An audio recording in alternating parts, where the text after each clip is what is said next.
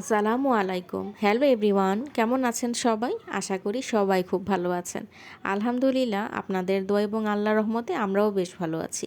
চলে আসলাম আরেকটি নতুন ব্লগ নিয়ে আপনাদের সামনে। আমি ফারহানা ব্লগ বাই সেহেরস মম থেকে। বৈশাখের দিনে আমরা কোথায় বেড়াতে গিয়েছিলাম, কিভাবে মেয়েকে তৈরি করলাম, সেটা নিয়ে থাকছে আমাদের আজকের পর্ব। কথা না বাড়িয়ে শুরু করে দিচ্ছি। আমরা দুপুরবেলা লাঞ্চ করার সাথে সাথেই খুব তাড়াহুড়া করে রেডি করতে বসে গেছি আমার মেয়েকে। দেখতেই পেয়েছেন আমরা সেদিন দুপুরে কি কি খাওয়া দাওয়া করেছিলাম, কি কি রান্নাবান্না করলাম, ওগুলো করতেই অনেক সময়টা লেগে গেছে।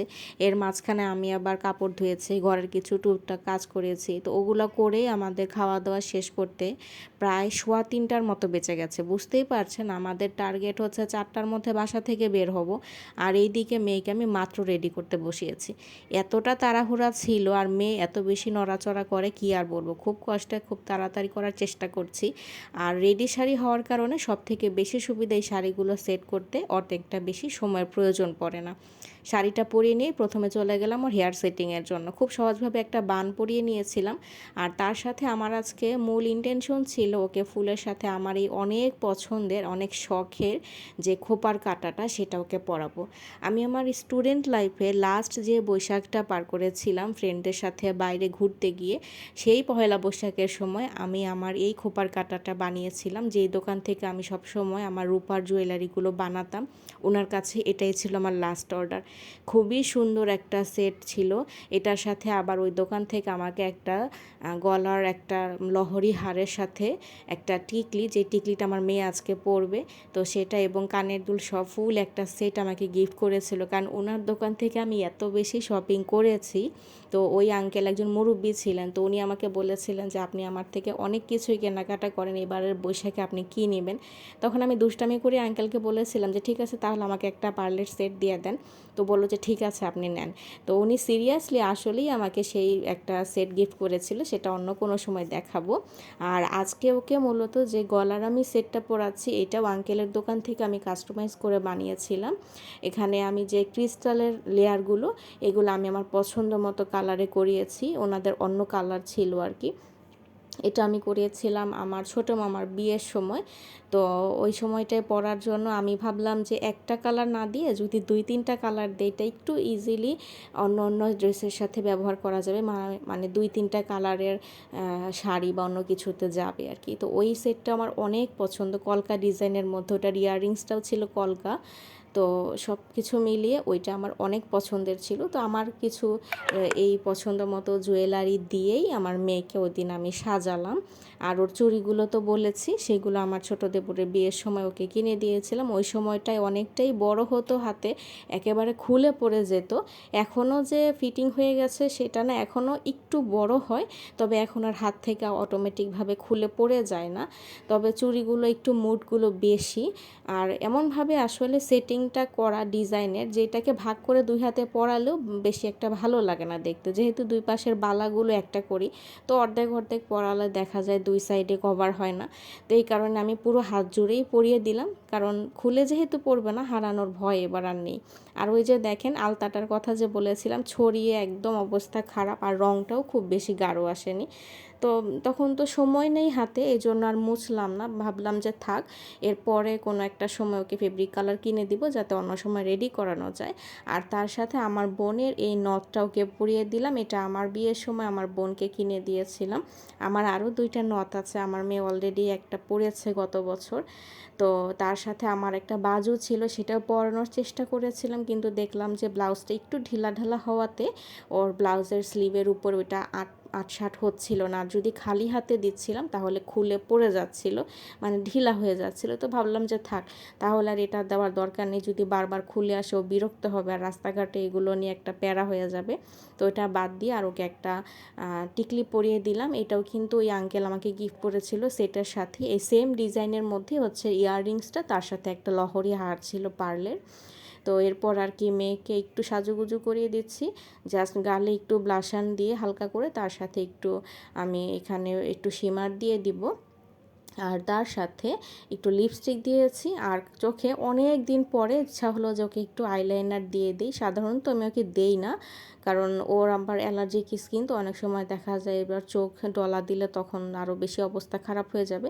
তো ভাবলাম যে দিয়ে দেখি, আমার কাছে এভাবেই ভালো লাগছিল, মনে হচ্ছিল যে শুধু লাইনার দেওয়াতেই কিন্তু ওকে সুন্দর লাগছে। কিন্তু এই মেয়ে নাছোড়বান্দা বারবার মন খারাপ করছে যে আমাকে তুমি আইশ্যাডো দিলে না কেন। ওর কাছে মনে হয় যে মেকআপ করলেই চোখে আইশ্যাডো দিতে হবে। তা আমি তখন ওকে বোঝানোর চেষ্টা করছিলাম যে তোমাকে কীভাবেই সুন্দর লাগছে, দিও না। কিন্তু ওই যে মন খারাপ করে বসে আছে, এটা নিয়ে আবার আমার বোনের সমস্যা। ও বলছে যে থাক, ও যেহেতু মন খারাপ করছে ওকে উপর দিয়ে হালকা করে একটু দিয়ে দাও। এখন আমি বললাম যে লাইনারটা দিয়ে ফেলেছি, এখন যদি আমি আইশ্যাডোটা দিই, লাইনারটা কালারটা ভালো লাগবে না, তো কি করব। খুব তাড়াহুড়া করে জাস্ট আঙ্গুলের অল্প একটু আইশ্যাডো নিয়ে কোনো রকমে ওকে একটু একটু দিয়ে দিলাম, যাতে করে লাইনারটার উপরে না পড়ে। এখন আমি যে আবার ব্রাশ বের করবো, আবার ওকে দিব, সেই সময় ছিল না। এদিকে প্রায় 3:45 কাছাকাছি বেজে গেছে। তো ফুপি এসেও তাড়া দিচ্ছে যে আমরা এখনও যেতে পারিনি, তাহলে কখন আসবো, তাড়াতাড়ি চলো। আবার ওখানে যেতেও কিন্তু রিক্সা দিয়ে অনেকটাই সময় লাগে, 15-20 মিনিট লেগে যায়। তো এরপরে আর কি ওকে একটা ভিডিও করতে বলেছিলাম, যেটা একটু ট্রেন্ডিং একটা ভিডিও ছিল, কিন্তু আসলে বুঝতে পারছে না। চোখের খুব সুন্দর একটা শর্টস বানানো যায়। তো তারপর চিন্তা করলাম যে থাক, এটা পরে করব, আপাতত তাকে বের হই। প্রথমে রূপার নুপুরটা পরাতে চাচ্ছিলাম, পরে ভাবলাম যে ওর আজকের যে শাড়িটা, এটার সাথে যেহেতু আমি একটু গোল্ডেন জুয়েলারি পরিয়েছি ওকে, আমার একটা নুপুর ছিল যেটা আমি আমার বিয়ের সময় কিনেছিলাম, নর্মাল একদমই সিম্পল ইমিটেশনের একটা নূপুর। তো ওইটা ওকে পরিয়ে দিলাম, দেখলাম পায়ে খুব সুন্দর লাগছে। এই শাড়িটা তো মেরুন কালারের মধ্যে গোল্ডেন একটু ব্লক প্রিন্ট করা আছে, তো ওইটার সাথে ভালো লাগছিল। কিন্তু পরিয়ে বাইরে আসার পর ও আবার ব্যথা পাচ্ছিল, ওটা বারবার যেহেতু অনেকটা লং, ওই বলটা খুলে ওর পায়ের তলায় চলে যাচ্ছিল। তো আমি এই জন্য ওকে খুলে রাস্তায় এসে আমি আবার ওকে পায়েলটা খুলে ব্যাগে নিয়েছি, জুতাটা পরিয়ে দিয়েছিলাম। তো এরপরে আর কি আমরা রওনা হয়ে গেছে। আমাদের দেরি হচ্ছিল দেখে ফুপিকে আগেই নিচে নামিয়ে দিয়েছিলাম। ফুপি এসে রিক্সা রেডি করে রেখেছিল, আমরা জাস্ট নিচে নেমেই অটোতে উঠে পড়েছি।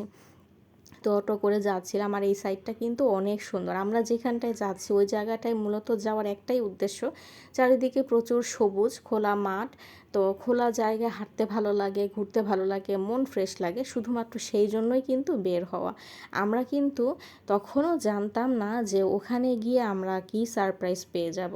আমরা একেবারেই শুধুমাত্র একটু ঘুরবো, মেয়েকে হয়তো ফিরে আসার সময় কিছু একটা খাওয়াবো বা আব্বু আম্মুর জন্য একটু পার্সেল আনবো, আর বিকালবেলা একটু ঘোরাঘুরি করে মেয়েরকে একটু ছবি তুলে দেবো, একটু ভিডিও করে দেব, এই জন্য গিয়েছিলাম। কিন্তু ওখানে গিয়েই দেখি যে এখানে একটা মেলা বসেছে। এইটা দেখে আমার মেয়ে তো একদম চিৎকার দিয়ে উঠেছে যে আম্মু এখানে মেলা হচ্ছে। তো আমরাও দেখে খুশি হয়ে গেলাম যে যাক, তাহলে অন্তত আশাটা সার্থক হয়েছে, মেয়েটা একটু খুশি হবে এখন। কারণ ওকে যেহেতু আমি এবার ওর স্কুলের প্রোগ্রামে নিয়ে যাইনি, ওর একটু মন খারাপই ছিল। আর স্কুলে গতবার প্রোগ্রামে অনেক কষ্ট করে নিয়ে যাওয়ার পরও একটা কারণে আমার খুব মন খারাপ হয়ে গেছিলো, যে কারণে আমি আসলে সত্যি বলতে ইচ্ছা করে ওকে একবার প্রোগ্রামে না অ্যাটেন্ড করাইনি। ভেবেছি যে এর থেকে আমি ওকে নিজে কোথাও ঘুরতে নিয়ে যাব।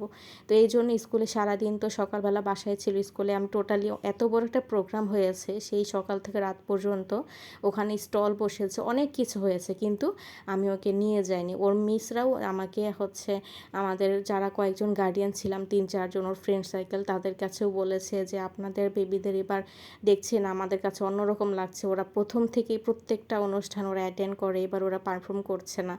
তো কী আর করা, এবার আর আমরা কেউই নাম দেয়নি, ওর ফ্রেন্ডরা 4 জনের কেউ এবার কোনো কিছুতেই নাম দেয়নি। তো এরপরে দেখছেন ওকে নিয়ে আমি মেলার যে মাঠের অংশটা ওই দিকটায় নেমে আসছি। এই জায়গাটা খুবই সুন্দর, চারিদিকে সবুজ, কিন্তু একটু নোংরা কেন, যে সবাই বসে ঘাসের উপর বসে বসে হয়তো একটু বাদাম খায় বা কিছু একটা খেলে বাচ্চারা ওই খোসাগুলো ওইখানেই ফেলে রেখে গেছে, যে কারণে কিছুটা নোংরা হয়ে গেছে আজকে মানুষ বেশি থাকার কারণে। নর্মালি অন্য সময় কিন্তু পুরো জায়গাটা একেবারে সবুজ গালিচার মতো থাকে। আর ওই সবুজের মধ্যে ওর লাল কালারের শাড়িটা আমার কাছে অনেক বেশি ভালো লাগছিল, মনে হচ্ছিল যেন একদম রঙটা ওর গায়ে ফুটে আছে। আর আমি তো সবসময় বরাবর মেরুন কালারের প্রতি এমনিতেই একটু দুর্বল, আমার পছন্দের একটা কালারের মধ্যে একটা। আমার এছাড়াও আমার কিছু ডিপ কালার অনেক বেশি পছন্দ, যেমন navy blue colour, bottle green colour, maroon colour, এই কালারগুলো আমার অনেক বেশি পছন্দ। আর হালকা কালারের মধ্যে সবথেকে বেশি পছন্দ হচ্ছে মিন্ট কালার এবং পিচ কালার, এই দুইটা কালার আমার বেশি পছন্দ। তো যাই হোক, ওকে আমি ওখানে ছেড়ে দিয়েছি যে তুমি তোমার মতো করে ঘুরো, তারপর আমরা কিছুক্ষণ পরে তোমাকে যে কোনো একটা রাইডে চড়বো। ওখানে তো নাগরদোলার মতো ছিল, ওটা তো আমি তোকে দিব না, কারণ ওখানে উঠলেও ও ভয়ও পাবে, আর ওখানে আমিও উঠবো না, আমি নিজে ওইটা মানে আমার মাথা ঘুরে আমি উঠি না। তোকে বলেছি তাহলে তুমি ট্রেনেই না হয়ে চড়বে, এই ট্রেনের রাউন্ডটা শেষ হোক তারপর তোমাকে উঠাবো। তো এই ফাঁকে আমি আমার মেয়েকে একটু সুন্দর করে কোনো একটা শর্টস করার ট্রাই করছিলাম, যে কিছুক্ষণ পরে ও অনেক উল্টাপাল্টা দৌড়াদৌড়ি শুরু করবে, ঘেমে যাবে, তখন আর কোনো ছবিও তুলতে পারবো না, ভিডিও করতে পারবো না। তো চাচ্ছিলাম যে ওর কিছু একটা ছোট করে ওর আলাদা একটা পেজ আমি ফেসবুকে রাখি, যেটার মধ্যে ওর বিভিন্ন সময় ঘোরাঘুরির স্মৃতিগুলো আমি ওখানে রাখি। তো ওইখানে আমি আপলোড করার জন্যই চেষ্টা করছিলাম ওকে একটা ছোট করে শর্টস করার, কিন্তু মেয়ে এত অস্থির, ও আমার কথা তো কোনো কিছুই শুনছে না, ওর খালি নজর ডানে বামে, কোথায় দৌড় দিবে, কোনটার পিছনে ছুটবে, ও কিন্তু সেই ধান্দায় আছে। ওর এক্সপ্রেশন দেখি আপনারা বুঝতে পারবেন যে ওর মনোযোগ কিন্তু আমার দিকে না, ওর মনোযোগ হচ্ছে চারিপাশে কি হচ্ছে সেটার উপরে। তো অনেক কষ্টে আমি জাস্ট দুই একটা ছোট ছোট শর্টস ওর জন্য নিতে পেরেছি। তো ওটাকেই ভেবেছি বাসায় গিয়ে জোড়াতালি দিয়ে কিছু একটা বানিয়ে ওর পেজে আপলোড করে দিয়ে রাখবো। আর এই যে দেখেন, এই জায়গাটায় মানুষ কী পরিমাণ নোংরা করে ফেলেছে, যদি পুরো জায়গাটা পরিষ্কার থাকতো এত বেশি সুন্দর লাগতো। আইসুদিং একটা নেচার, আমার কাছে খুবই ভালো লেগেছে। তো এই জায়গাটা কিন্তু আমি কিছুদিন আগে যখন আমার ফুপির সাথে তার জায়গাটা দেখতে এসেছিলাম, রিক্সা দিয়ে যখন আমি ব্রিজের উপর দিয়ে যাচ্ছিলাম, তখন এই জায়গাটা দেখে আমার মুখ থেকে জাস্ট একটাই কথা বেরোচ্ছিল যে জাস্ট মাশাল্লাহ, এতটা সুন্দর, এবং বড় বড় গাছের নিচে এতটা ছায়া, তার নিচে পুরোটা সবুজ, মানে জায়গাটা দেখলে আপনার মনে চাইবে যে এখানে কিছুক্ষণ বসে একটু বিশ্রাম নিই। তো আমার মেয়ে ঘাসের এই সুন্দর জায়গাটা দেখে ও বারবার গিয়ে ওখানে মানে পা বিছিয়ে বসে পড়ছিল। ওর কাছে নাকি এটা খুব ভালো লাগছে, ওখানে বসে বসে তার একটাই কাজ, যত ঘাস আশেপাশে ছিল সেগুলো টেনে টেনে বারবার ছিঁড়ে নিচ্ছিল। তা আমি বললাম কি, তোমার কি বাসায় কোনো গরু আছে, এতটা ঘাস তুলতেছো, ঘাস নিয়ে বাসায় গিয়ে কী করবা? তো একটু পরপর ছিঁড়তেছে আর ফেলে দিচ্ছে, মানে ওটা ওই যে নরম ঘাস, ওইটা হাতের কাছে পেয়ে খুব মজা পাচ্ছে। তো এরপর আর কি ওর নুপুরটা আমি কিছুক্ষণ পরিয়ে ভিডিও করেছিলাম, এরপর আবার আমি নুপুরটা খুলে রেখে দিয়েছি যাতে ও হাঁটার সময় ডিস্টার্ব না করে, আর ওর পায়েও যেন ব্যথাটা না লাগে। তো এরপর আর কি ওকে কোনো মতে জোর জবরদস্তি করে একটু বুঝিয়ে শুনিয়ে কিছুক্ষণের জন্য শান্ত রাখতে পেরেছিলাম, অতটুকু সময়ে ওর একটু ভিডিও করেছি। তো আমরা কিন্তু মেলাতে এখনও ঢুকি নেই, মেলাতে ঢোকার নিচের জায়গাটাতেই ছিলাম। আমি আপনাদের সাথে পরবর্তী ব্লগটাতে আমাদের মেলায় ঘোরাঘুরি এবং ওখানে বাকিটা সময় কি করেছি সেটা ইনশাল্লাহ আমি শেয়ার করব। আজকে করছি না, না হলে ব্লগ অনেক লং হয়ে যাচ্ছে। তো এই কারণেই আর কি খুবই শর্টকাটে মেলায় ঢোকার আগ পর্যন্ত কী কী করেছিলাম সেটাই আপনাদের সাথে শেয়ার করলাম।